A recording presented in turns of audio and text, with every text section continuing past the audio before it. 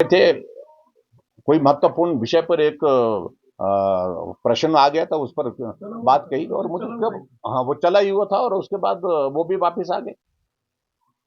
दुनिया देख रही है, पूरा प्रदेश देख रहा है और उनके मानने से कुछ नहीं होता है। अ,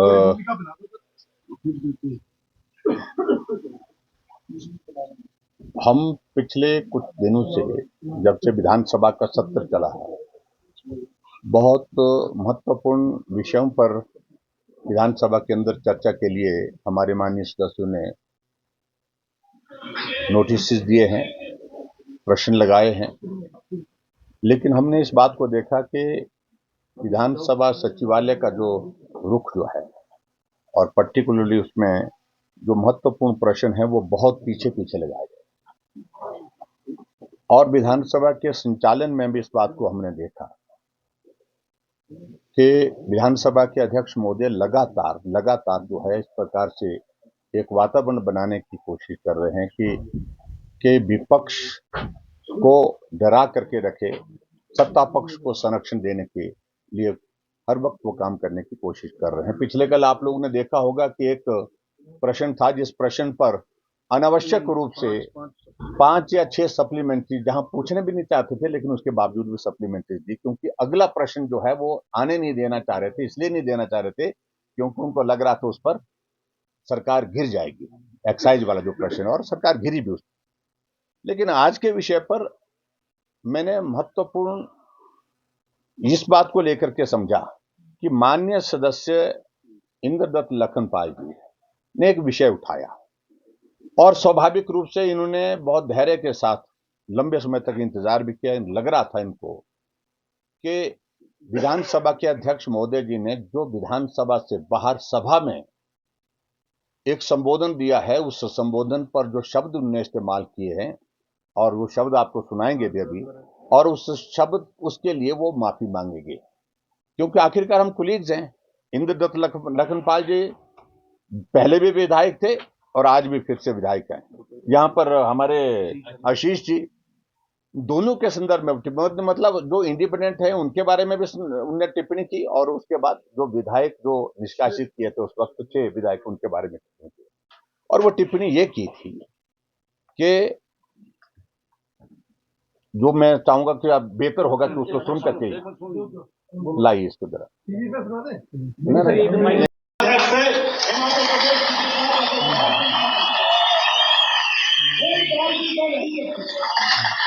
अभी तो 6 के सर कलम हुए हैं और 3 आरे के नीचे हैं। 3 आरे के नीचे हैं, पढ़ रहे हैं। मैंने बात साथियों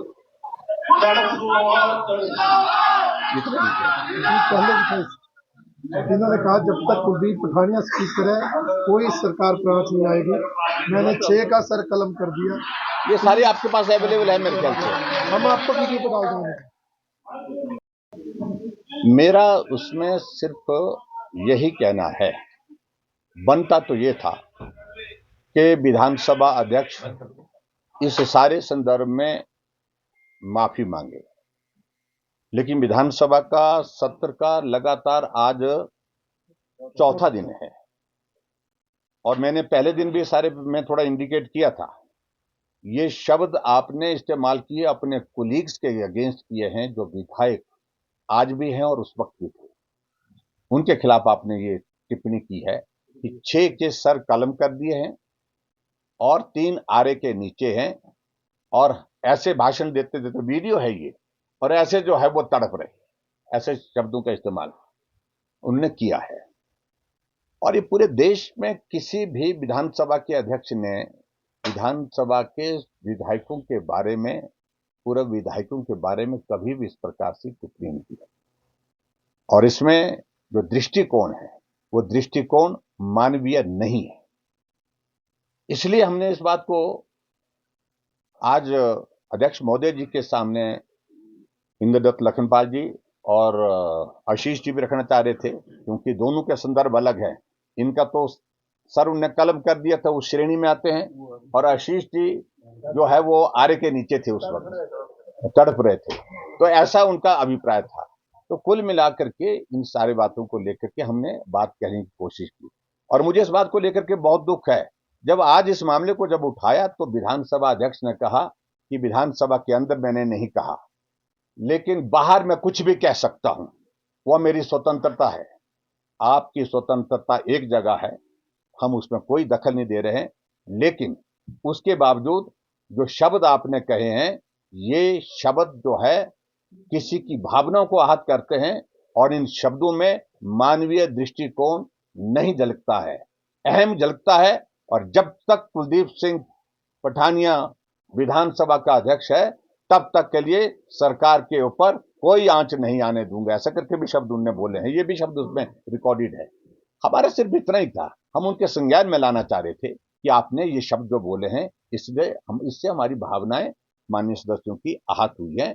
आप इन शब्दों को लेकर के खेद व्यक्त करें, लेकिन मुझे इस बात का अफसोस है, ना उन्होंने खेद व्यक्त किया, ना ही माफी मांगी।